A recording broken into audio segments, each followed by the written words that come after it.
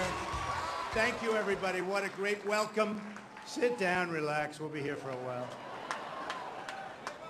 You know, I said today that we just got back, as you know, we came from Mobile, Alabama 2 weeks ago. We had 31,000 people. 31,000! Then we just left Dallas, where we were in the great Mavericks, as you know, the Mavericks building, the basketball team, a great team, a wonderful team. And Mark Cuban was so nice. He called, we know Mark, right? Good guy. And what happened is he said, what about using the arena? I said, well, how much do we have? How long do we have? And how many seats? It's 20,000 seats. They filled it up in 2 days. Is that good? I then flew from Dallas, always making speeches. I then flew, because we have to make our country great again, right?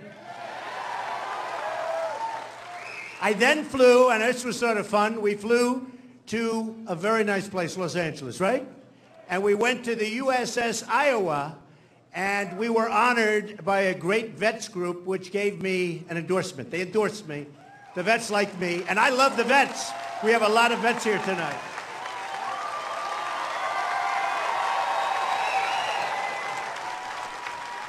We have a lot of vets, but the vets on the USS Iowa, that is some ship, by the way.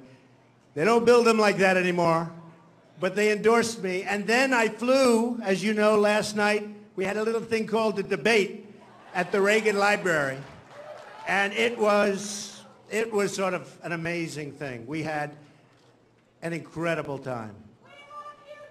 Thank you. That was some evening. Now, I'll tell you the problem with evening. It did so well that CNN said, let's make it an hour longer. Can you believe this? That debate was 3 hours. It felt like more than that. Now, why did they do that? For the young children here, because we have to teach them to be entrepreneurs. They did it because they wanted more revenue coming from the commercials, right? Isn't that terrible? Terrible. I think it's terrible. And the money should have gone to the vets, right? Right? The money should have gone. They made a lot of money. They made a lot of money. But in the end, it was an incredible time, and we had an incredible time. And I got such great remarks. Look at this. We just wrote this down. Time magazine. They did votes as to who won the debate last night, right? So Time magazine, 114,000 votes as of 6 p.m., Trump, 56. Carly Fiorina, 19. Rubio, 7. Ben Carson, 4. The rest not doing too good. Then, Drudge. We love Drudge. We love Drudge. Donald Trump, 51%. We had a total of 668,000 votes cast. Trump, 668,000, think of it, 51%. Second, Fiorina, much less, like much. Then Rubio, then Cruz, then, I'm not going to mention the next name because I don't like him very much. Then Newsmax, way up ahead. Newsmax, you like Newsmax, I like it too. The great Chris Ruddy, I like it too. Donald Trump, first place by a lot. The Street, Donald Trump, 52%. That's a lot when you have all of these guys. That's a lot. You know, it's not against two people. It's not against two people. It's against 52% first place. Then you had Slate, and that's also Donald Trump. So we had a great time. Now, you don't read about that so much on television because coming out, boy, Fox treated me shabbily. They treated me shabbily. But that's okay. CNN, a little bit better. They treated me a little bit better. But the end result is people know what happened. It was an incredible time, and we are going to do something very special. There's a great movement going on, and it's a special movement.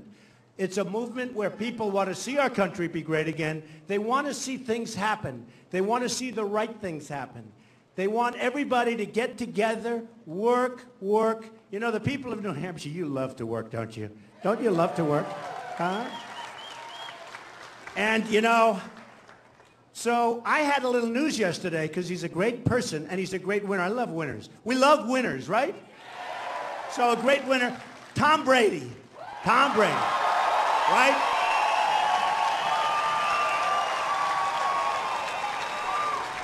So Tom is this incredible guy, total champion, and didn't even want to tell me about it. He endorsed me yesterday, right? Everybody up here knows that. That's good. When you get Tom, you're getting a champ, and he's a great champ. And we have some others, I won't mention them now, but I want to tell you, we have so many people that are endorsing, and so many really, you know, it's very interesting. Coach Ditka in Chicago, and people that I don't even know are just coming out in favor of Trump because they want to see the right thing happen. When CNN did its poll recently, they had a couple of different categories. One was leadership. In leadership, I win like forget it. Not even a contest. So much higher than everybody else, like 2 or 3, I don't know. You got all these cameras going, they can tell you. But leadership, way through. The other one is a little thing called the economy and jobs. Nobody close. The only thing they didn't love was my personality. Can you believe it? And I actually, no, it's the only thing. So here's what happened. So we went to Dallas, we went to Mobile, Alabama, we went to the USSR, making speeches all over the place. Then we had the debate last night, which was exciting.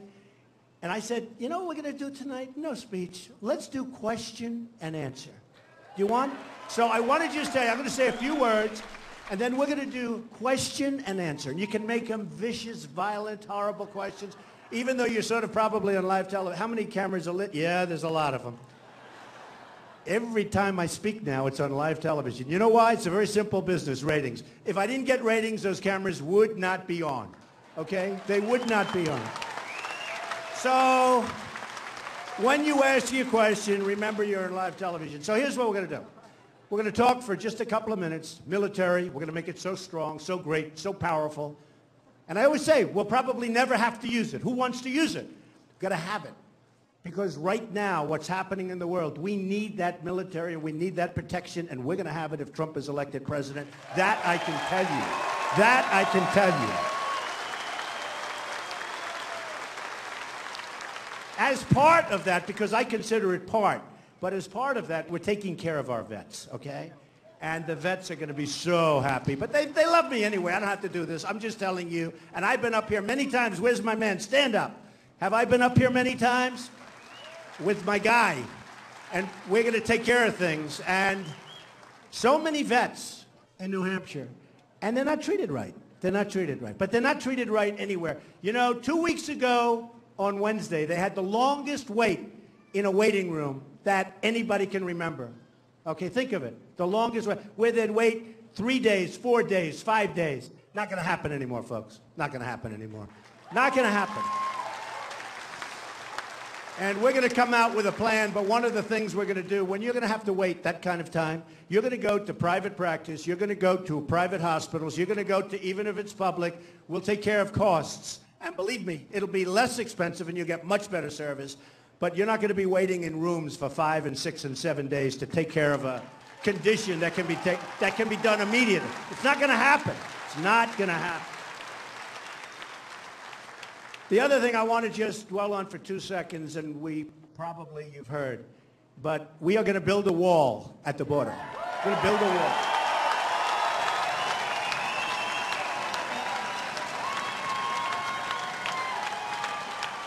And people are going to come into this country, but they're going to come in legally.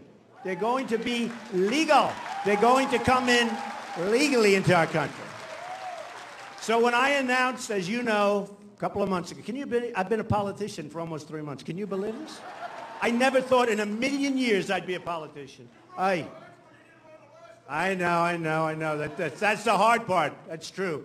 But we're running this time, and this time is going to be incredible. And by the way, you look not just at the New Hampshire poll that I told you about, 40%, but you look at all the polls. It's absolutely incredible what we're doing and what we're doing really together. So immigration. And I've been saying it, and the politicians all talk, no action, although we have a lot of how many politicians are in this room? Raise your hand, because these guys are great, fabulous people. These are fabulous people right here. Stand up. It's my guy. He's been with me from the beginning, right? So he's, what? Okay, how about elected officials? How many elected officials? Stand up. All right, these are all fabulous people, especially you. So We are going to do something, and when the wall gets built, I've been saying Mexico is going to pay for it. Now, I love Mexico, and I love the Mexican people. I have people, I do business with Mexico. I do business with Mexican people and entrepreneurs. I have many, many people from Hispanics working for me. Many, many, many Hispanics. But you know what? The problem is, whether it's China or Japan or Mexico, they're outsmarting our leaders. And we're not going to let it happen anymore. We're not going to let it happen. Okay? We're not going to let it happen. I asked about a week ago, I said, you know, I want to know, what is the trade deficit? United States trade deficit. What is it with China? It's almost $400 billion a year. We're talking about a year. In other words, we're losing almost $400 billion. That's only China.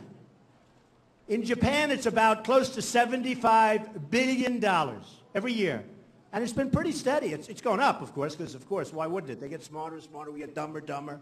So it's getting worse. So then we get to Mexico. And, you know, with Mexico, it's about $45 billion. Could even be now more than that. So everybody said, now watch these politicians. I see even the people I'm competing against, the so-called candidates. You saw them last night. Some are very nice, by the way. But you look at it and you say, and they say to me, you can't really do that. Why would Mexico pay? They won't pay. They'll never pay. Then I say, why wouldn't they pay? They owe us, and just think of it. We send hundreds and hundreds of millions of dollars into Mexico. You have a huge problem at the border where the cartels, the drug cartels, pour in with drugs, pour out with money. So they come in, not a good deal. We're not making a good deal there. But they are coming in with hundreds of, you have to see this, the numbers. They're staggering. Get shipped all over the United States. And then people say, oh, the wall doesn't work. You ask Israel whether or not a wall works. Believe me, a wall properly done, a Trump wall works. That I can tell you. That I can tell you. But, you know, these guys, the politicians, and they're politicians, so I understand. I understand where they come from. My whole life I've dealt with politicians. They'll say, you can't get Mexico to pay for the wall. It'll never work. And I say, why? Well, it just doesn't work. Why would they do that? I say, why would they do it? Because we're losing almost $50 billion. Think of it. $50 billion a year on trade. Why wouldn't they do it? It's peanuts. You know, they say it's going to cost 10 or 12. But that's for people that never built anything. These are people that have no idea. You'll do it for much less. The difference is it'll be bigger and better and stronger. And people aren't going to Home Depot and buying a ladder and walking right off. Not this wall. Not this wall. And by the way, this wall is going to have a big, beautiful open gate. We're going to have a nice opening. And when people want to come into this country legally and they want to go through the process, and it's going to, we all welcome them. Is that a correct statement? I mean, we welcome. And when someone goes to Harvard and they're number one in their class, or Stanford, or the Wharton School of Finance, or Yale, or any of them, and they do great, and then we throw them right out. And they go back to a country and they try and compete and they do very successfully. We want to keep those people. We want to keep people of talent. We want people of great talent. So we've got a plan in terms of illegal immigration. And remember this, when I first announced, and this was an incredible 2 weeks, believe me, Rush Limbaugh said, I have never seen anybody receive more incoming, a word I never heard before. Incoming means really bad press. I mean, it was incoming. But he said, I've never seen anything like it. And then he doubled down. I doubled down, and it's true. And he said, nobody would have done that because I knew the problem. I knew what was happening. And we have tremendous crime, whether it's Kate in San Francisco, whether it's Jamil in Los Angeles, whether it's the woman 2 weeks ago who was killed in California, a 66-year-old veteran who was raped and sodomized and killed. Unbelievable, by an illegal immigrant. And it's just not going to happen anymore, folks. You know, it's not going to happen anymore. We're going to have a border. And we're going to get the gang members out of here fast. You know, you got a lot of gang members that are illegal immigrants. You go to Chicago and different places. You got a lot of these are tough dudes. We're going to get them out of here so fast your head will spin, all right? Your head will spin. So I'm really honored by the crowd, and we're going to have some fun now because instead of making a speech, which I've been doing over and over and over, I want to take questions. Don't we like that, right? Okay. All right, let's start with this group right over here. Come on. Okay, this man, I like this guy. White Plains. Amen. Okay. We problem in this country. It's called Muslims. We know our current president is one. Right. You know he's not even an American. We need this birth question. certificate, This man. But anyway, we have training camps growing where they want to kill us. Mm-hmm. That's my question. When can we get rid of it? We're going to be looking at a lot of different things. And, you know, a lot of people are saying that, and a lot of people are saying that bad things are happening out there. We're going to be looking at that and plenty of other things. Okay, go ahead. Yes, ma'am. Go ahead. Go ahead. You know, I definitely got to ask you a good veteran question. Welcome, first of all, to New Hampshire. Donald, last night was a disgrace. CNN did not touch on any of the issues that are going on with veterans' health care. It's true. Women veterans' That's health true. care. I actually asked him about that. There wasn't one question relating to the veterans. That's true. Did anyone even ask them why? I know that's a Clinton News Network. Is it that they don't like veterans? Or you know what? There was not one question relating to that, and not too much on the military, by the way, but nothing relating to the veterans. Those days, believe me, are over. Okay. Yes, ma'am. Go ahead. Go ahead. Hi, Mr. Trump. Thanks for being here. The economy and job market is a big issue. I just finished my master's degree, and now during my job search, I'm told I'm either overly or underly qualified. I believe the unemployment rate is skewed. What can you do to improve the job market for people like me, qualified, talented, educated U.S. citizens? You know, it's such a question. I get it all the time. It's an amazing question. One of the things we're doing, we'll be taking our jobs back from China and Japan and all of these other places that have been ripping us for years. I've been talking about this for 10 years, 15 years. No politician sees it. We're bringing our jobs back here. We're bringing our manufacturing back here. One of the things, and I will tell you, it's probably maybe the question, other than the vets, maybe it's the question I get asked the most, okay? And that's people, young, beautiful, great people. They go to college, in many cases borrow a lot of money to get through college. They're so proud of themselves. They do well. They're good students. They work hard. They get out. They can't get a job. With Trump, you know, there's an expression, I will be the greatest jobs president that God ever created. I tell you that. That's what you need. Okay. Can you hire me, please? Go ahead. Go ahead. Go ahead. Then we're going to go right around here. We'll go around. Don't worry about it. A lot of people with hands up. Okay, let's go. Mr. Trump, I was wondering when we can get together and work on the unsafe conditions at the Seabrook plant. It's been a month since I gave you that information. I remember that. I remember you gave it. And I think you and I should have a press conference because both governors in Massachusetts and New Hampshire aren't protecting the first responders. And I would like to work with you on it. Okay, we'll take a look at it. We're going to look at it. Go ahead. Next, back here. Go ahead.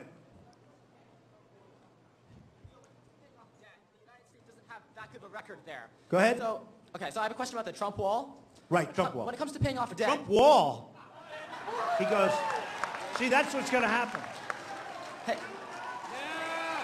That's why I'm going to make this wall so beautiful, because when I'm gone, they're going to probably change the name to the Trump wall. I've got to make it beautiful.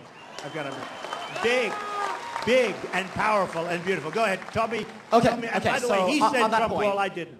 On that point, so the United States, we don't have such a good record when it comes to paying off debt, right? We all not such a good one. No, we owe 19 trillion. I would say we're not doing too well. Exactly. So how is it that we're going to expect Mexico to repay their debt? Because they make a fortune off us. They make a fortune.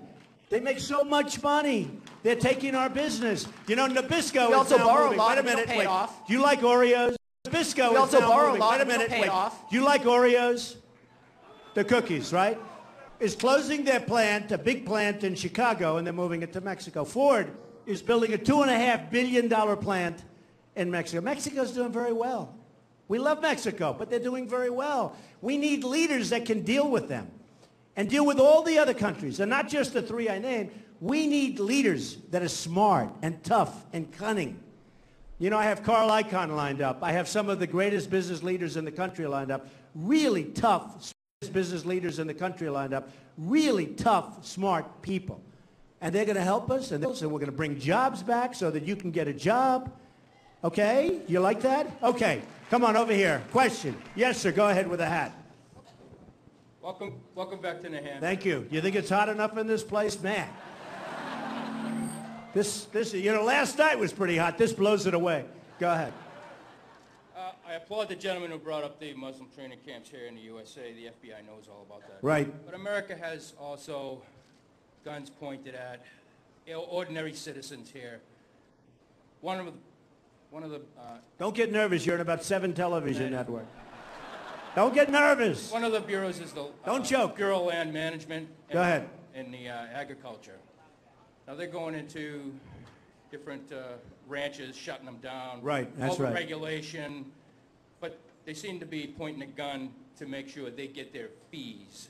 This is our own government putting us at siege. How can we get in and stop this? Well, so many things are going to change. You know, these are regulations, and but so many things. That's one. You know, one of the things, being in real estate, we have Army bases, Navy bases. So many are for sale. And so many have been sold over the last short period of time. And you say, how many can we sell? I see it all the time. They come across my desk. So many. Things are going to change. Okay, go ahead. You had a question over there? Go ahead. Go ahead, you. Young, handsome guy. Go ahead. This gentleman, Daniel Tabus, was a friend Daniel of mine. Tabus was a great man. He's also... Yeah, my friend. He was my friend, man. He's also... Yeah, my friend. He was my friend. He passed away. He was my friend. He's one. I think that America's kind of lost that American dream. What can Donald Trump do to bring that back? So Dan Tabus is from Philadelphia, became a big banker, but a really good banker, a real banker. And he was a friend of mine. He passed away a few years ago, and he was a very, very successful guy and a great guy, and you're right about it. Look, we will bring the American dream back, that I can tell you. We're bringing it back, okay? And I understand what you're saying. And I get that. I get that from so many people. Is the American dream dead? They're asking me the question, is the American dream dead? And the American dream is in trouble, that I can tell you, okay? He said it's on life support. It's in trouble. But we're going to get it back, and we're going to do some real job. How about the man with that beautiful red hat? Stand up.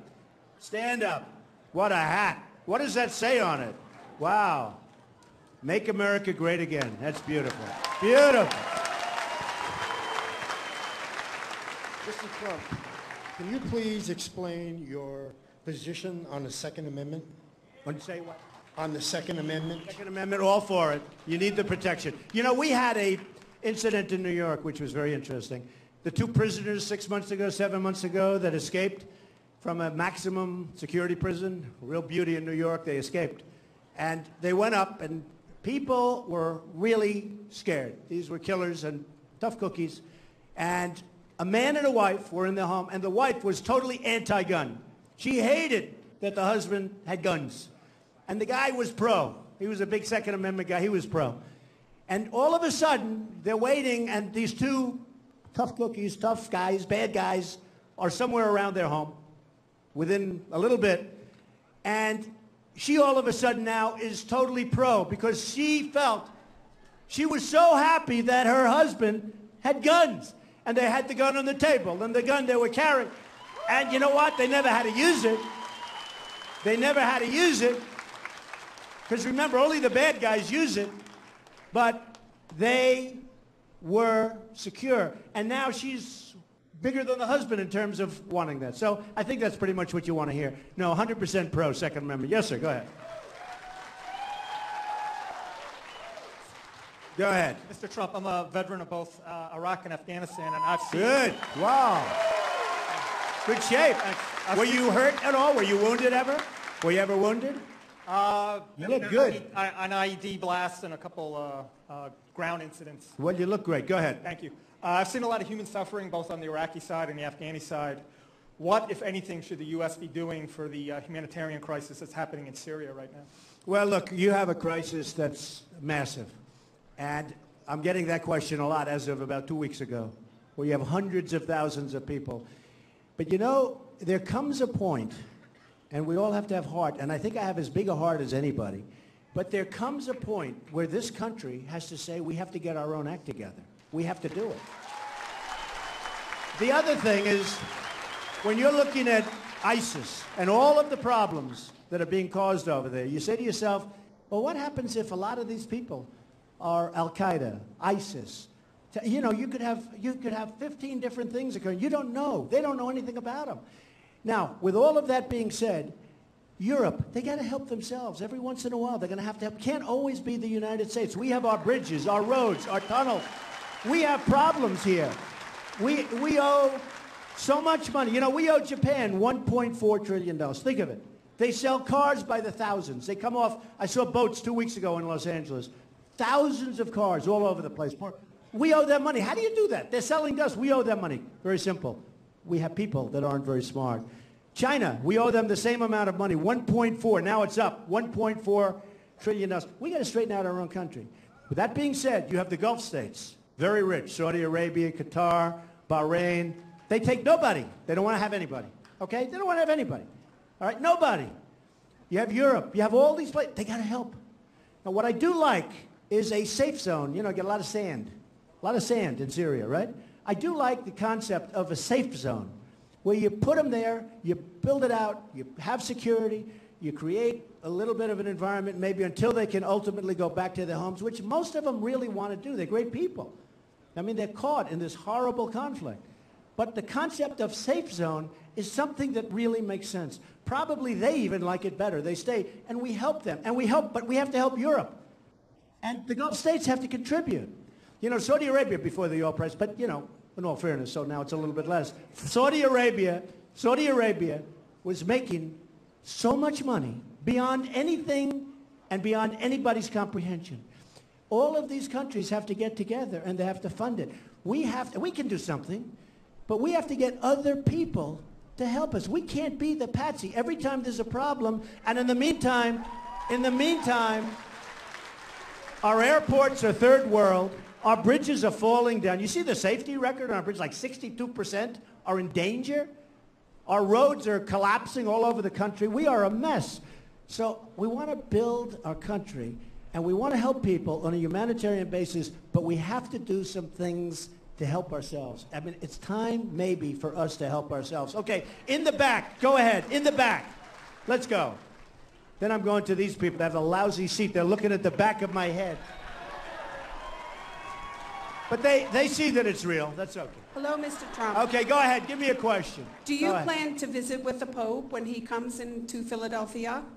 Well, the Pope believes in global warming. You do know that, right? Hey, in this room, it's so hot in here, maybe I'll start to believe it myself. This room is hot. This room was not designed, the air conditioning was not designed for this many people. No, I like the Pope. A lot of personality. Good man. Good man. Yes, ma'am. Go ahead. Go ahead. Okay.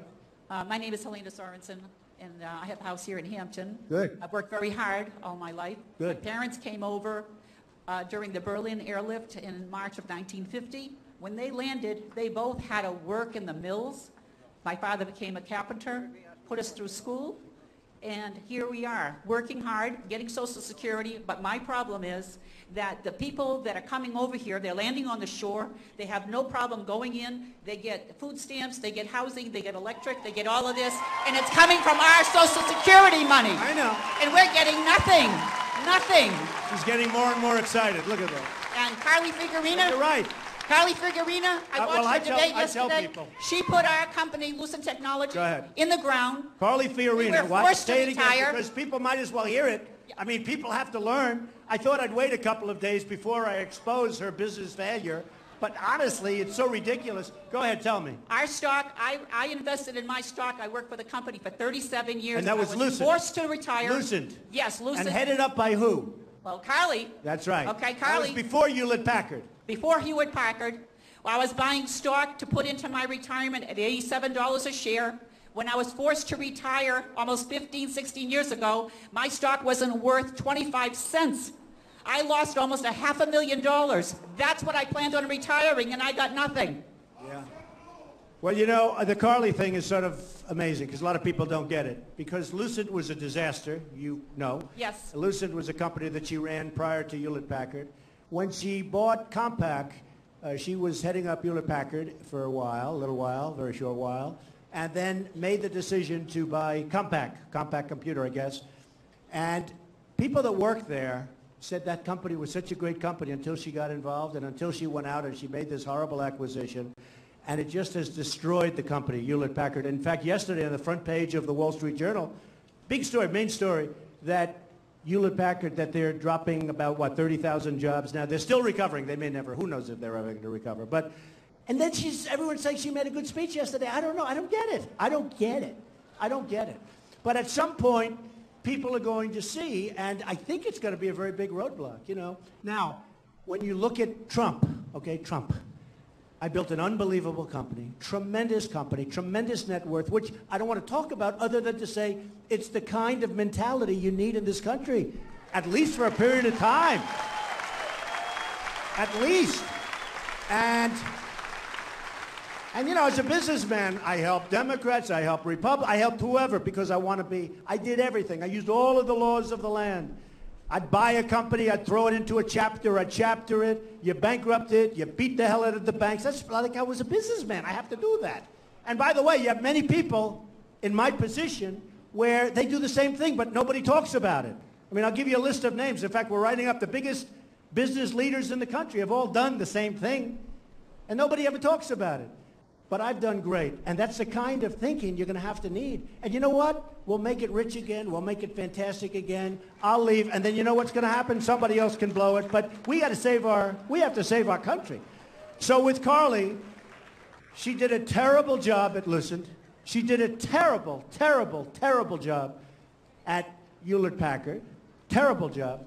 Stories have been written that are legendary. The head of the Yale Business School, Jeffrey Sonnenberg, you know who he is, right? Right? He wrote a story that was so brutal.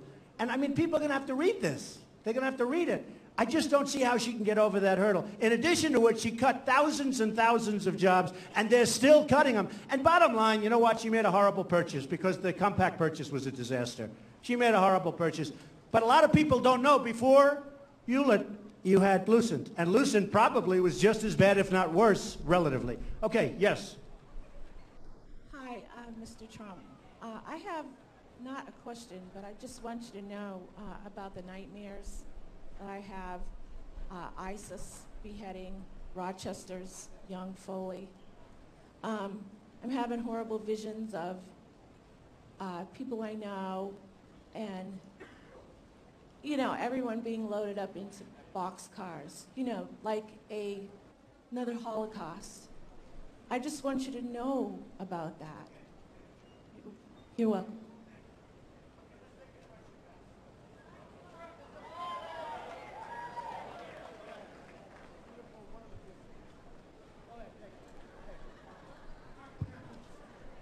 Does anybody have a towel?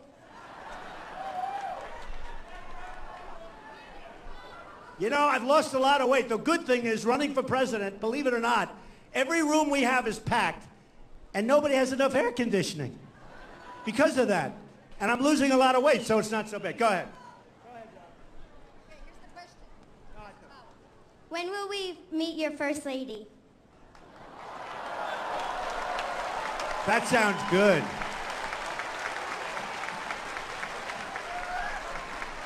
Wow, that sounds so great. Thank you, darling. Go ahead, wherever. Go ahead, right. My question is just simply, when you're talking about the deportation of our legal aliens here that are used to taking all the money out of coffers, why is it that you don't identify how much it costs to keep them versus how much it costs to send them back? What a great, he's a businessman. Hey, he's from New Hampshire. What else is there?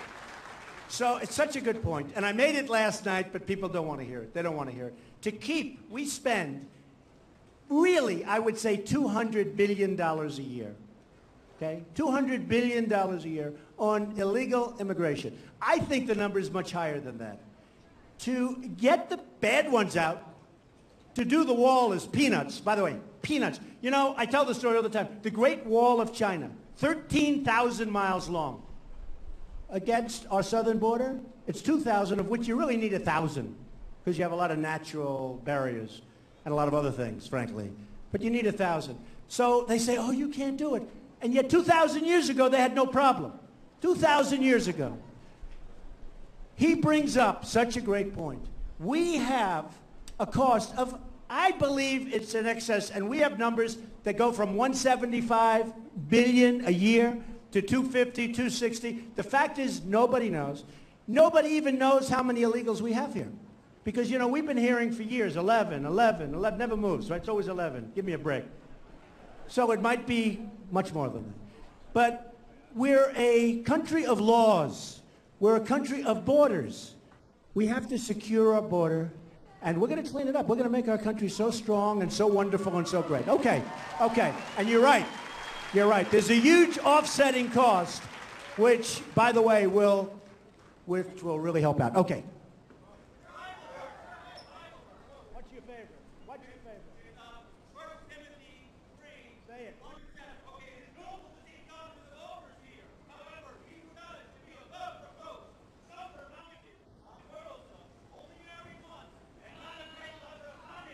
Oh, boy.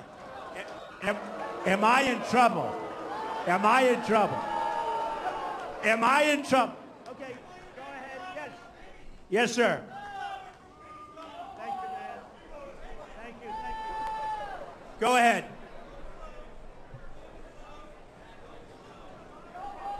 Okay, thank you. Thank you, thank you. Go ahead, can you hear it?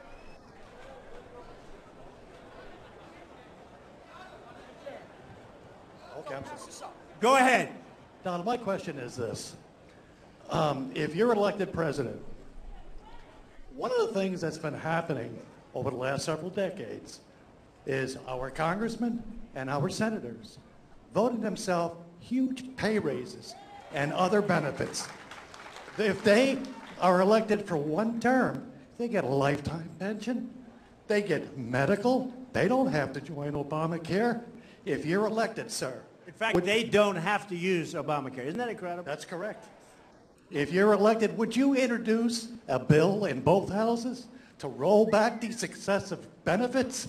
And then the people that don't vote for it or vote it down will be fired come election time. So the first thing I'm going to do is tell you that if I'm elected president, I'm accepting no salary. Okay? That's not a big deal for me. But the next thing is, when these guys go to Congress, as per your question, when they go to Congress, a couple of things happen. First of all, they get benefits that nobody else can even think about, okay? And they don't like to talk about it. But we'll work on that. We have bigger problems than that because that's peanuts in the relative scale of how this country is being hurt. But we're going to work on that very hard. But I will tell you this. We will have a system that is going to be fair to everybody. One of the things I'm doing that really has gotten a lot of praise, I'm self-funding. I'm not getting tens of millions of dollars, hundreds of millions of dollars. And, you know, it's very unnatural. No, it's very unnatural for me. You know, in many ways, I feel foolish because people come up, they want to give you lots of money. Lobbyists, special interests, donors, they want to, and I keep turning them down. I'm the only one, I believe, out of all the people running. Look, I talk about the hedge fund guys. They're going to have to pay. We're lowering taxes in this country for corporations, for the middle income. You're going to love me. We're lowering taxes. We're going to simplify. We're going to lower. We're coming out in 3 or 4 weeks with an amazing plan. But we're lowering taxes in our country. But the hedge fund guys and others, the hedge fund guys are going to have to pay up. They're going to be paying. And you know what? That's okay. Somebody said, that's not very Republican. I don't see anybody weeping in here.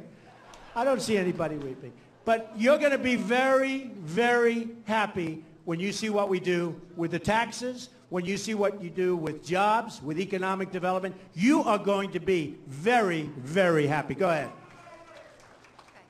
Yes. Hello. Oh, hi. Thank you. Everybody has awesome Don't get questions. nervous. You're not getting nervous. Okay. But everybody has awesome questions, very big picture, and I love that.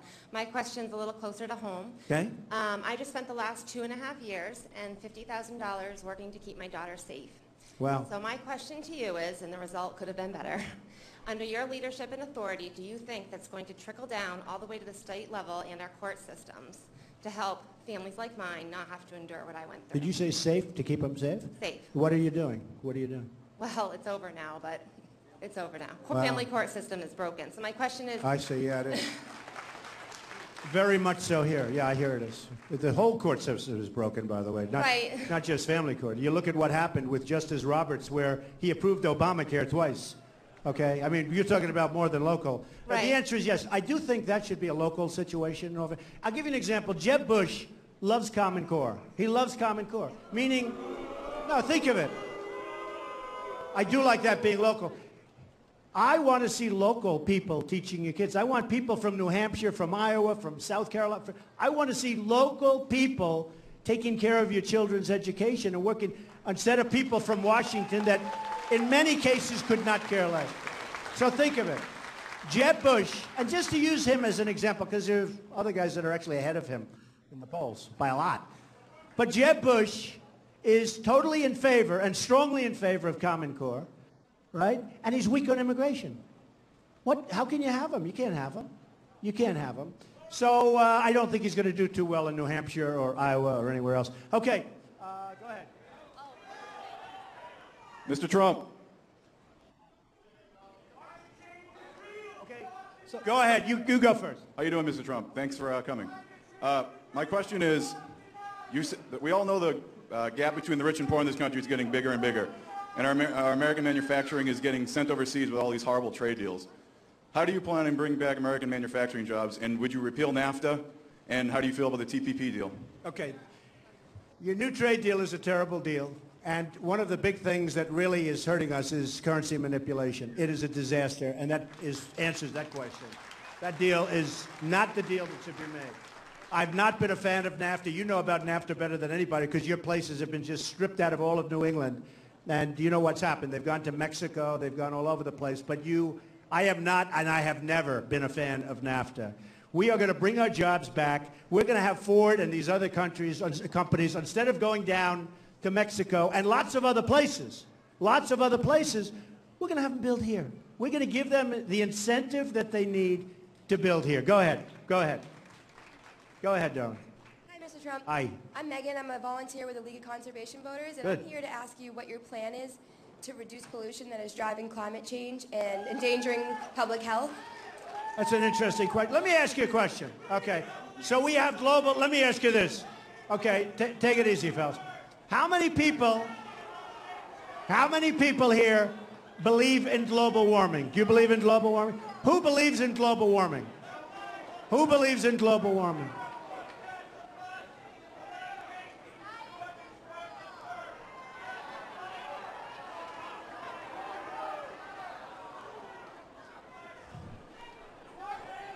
Who believes in global warming? Raise your hand. Wow. Not much, huh? Do you have your hand up? Little? No? No. Nobody? One person? Well, sir, that's... Well, it's a very interesting... You believe, right? You believe? Okay. People here don't believe... Okay, we're going to do two more questions. Two more questions. Let's go.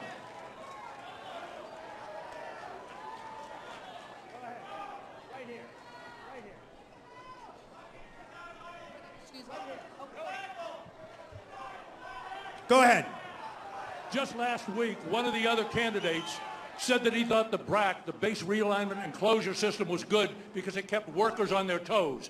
Do you believe that the way to make people more efficient is to threaten to take away their jobs, our military, and those who support our military? And you're saying that's what's happening, right? Yeah, no, I know that. I heard that. I heard that yesterday, actually. Not a good situation. Okay, one more question. One more. Make it a good one. Make it a good one. Go ahead, ma'am. Right here. Right here.